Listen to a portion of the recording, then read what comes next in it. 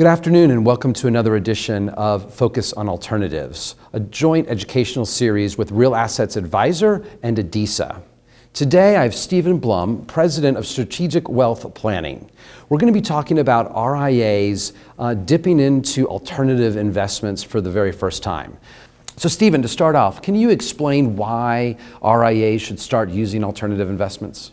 There are two primary reasons why an RIA should incorporate alternatives in their portfolio. First, it builds a better portfolio for their clients. Second, it differentiates themselves from their competitors. On the first point, alternatives can reduce volatility in a portfolio. RIAs should seek to build the best possible portfolio for their clients. Using stocks and bonds does not provide the best reduction in volatility for clients, and alternative investments really fills that void. On the second note, RIAs need to be differentiated from their competitors. Many RIA platforms do not incorporate alternative investments into their platform. Thus, by incorporating alternative investments into your platform, you can build a better portfolio for your clients and differentiate yourself from your competitors. Stephen, I really think that diversification is key, and we're expanding of what that really means constantly. So what is the first step that an RIA should take? Sure. Certainly, becoming educated in alternative investments is very important. That has to be the first step. You have to know what's on the market. You have to know what's available out there. Cost is certainly an issue for many clients, and alternatives are more costly. There's also a risk. The risk is that your clients don't have access to the liquidity provided in other investments. Alternatives do not have the liquidity, so you do need to make sure that the products you have offer the liquidity for your clients. Additionally, a financial plan is very important when incorporating alternative investments into the portfolio. When you incorporate alternatives and you lose the liquidity, you may consider looking at alternative investments and incorporating insurance to provide liquidity for your clients. I think that's a great point, and I really want to build off of something you said there. You said that RIAs need to educate themselves. What is the best way for RIAs to get educated on alternative investments? Certainly. Attending ADISA is a great start. On the second side, networking with other qualified advisors and utilizing outside resources to get all the information you can.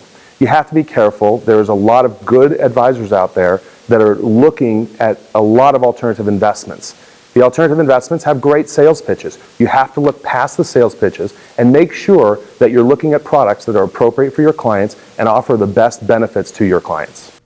So once an RIA has decided to expand their practice and use a wider array of alternatives, how do they prepare their practice? Do they need to hire additional staff? What are those next steps?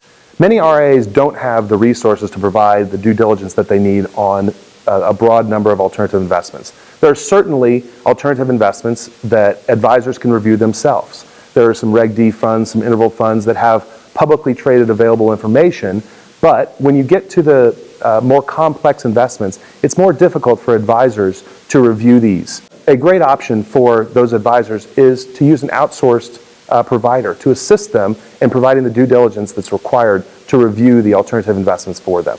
I think that's great. I'm glad that there's all those options out there. Speaking of options, there's a way, how do you best operationalize the uses of alternative investments? Are there platforms? What do you do about custodians? How does that work? Many of the custodians right now, the big ones, are allowing alternative investments to be used and held on their platform in a limited manner. There are a wide number of smaller custodians that allow you to hold smaller offerings. The biggest challenge we have is, over the last 10 years, we've seen the number of offerings really magnify to a large number. And not all those offerings are available on the big platforms. So you have to find a platform that works for you, for the products that you want for your clients. Well, and the good news is that there are those platforms out there. So that is going to really help. They didn't used to exist, but they've evolved, and they're evolving further, and there's lots of innovation from a technology standpoint, but also from a custodial standpoint. So now that the practice is ready to implement alternatives, how do you prepare your clients for this increased diversification? This is one of the biggest challenges because you have to talk to your clients about the evolving changes over the next 20 years.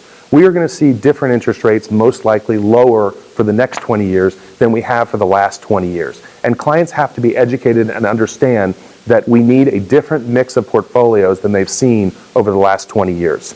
We have lower interest rates and potentially higher volatility coming, and we have to prepare our clients for that mix. Stephen, thank you for sharing those thoughts. Much appreciated. And thank you for watching. For more information about alternative investments, visit adisa.org or realassets.advisor.com. Thank you.